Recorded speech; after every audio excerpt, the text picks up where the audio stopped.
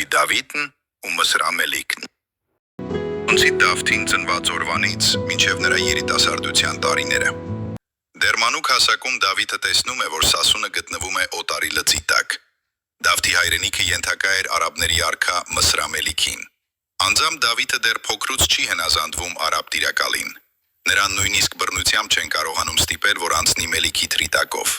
Եկան քաշեցին, թե զորով տանեն, թափ տվավ, մարդկանց գցեց դեսուդեն, փոքրիկ ճկույթը մի քարի առավ, ապա ռաշքարից կրակ դուրս թռավ։ Տեսնում է Դավթի զորությունը եւ ամեն կերպ ցանկանում է ազատվել նրանից։ Երբ Դավիթը հասունանում է, արաբ թագավորը հսկայական զորքով հարձակվում է Սասունի վրա։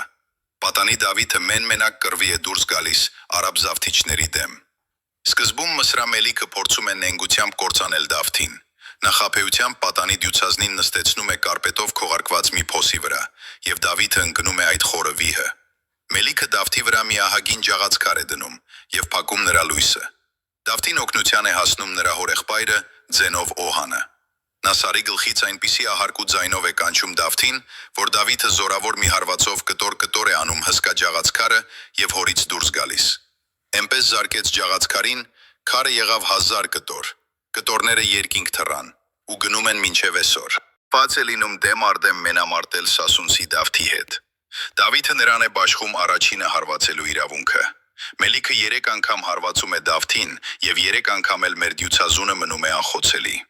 Սարսափահար արաբը Դավթի զարկից առաջ թաքնվում է 40 գազ խորությամբ մի հորի մեջ եւ վրան դնում 40 ջաղացի քար եւ 40 գոմշի կաշի։ Սակայն Դավթի թուր կեցակին կտրում է գոմսի կաշիները եւ ջաղացի քարերը, հասնում Մսրամելիքին եւ մեջտեղից 2 անում նրան։ Հաղթանակած Դավիթը չի վնասում Մելիքի զորքին եւ բոլորին ուղարկում է իրենց հայրենիք, խաղաղ աշխատանքի եւ կյանքի։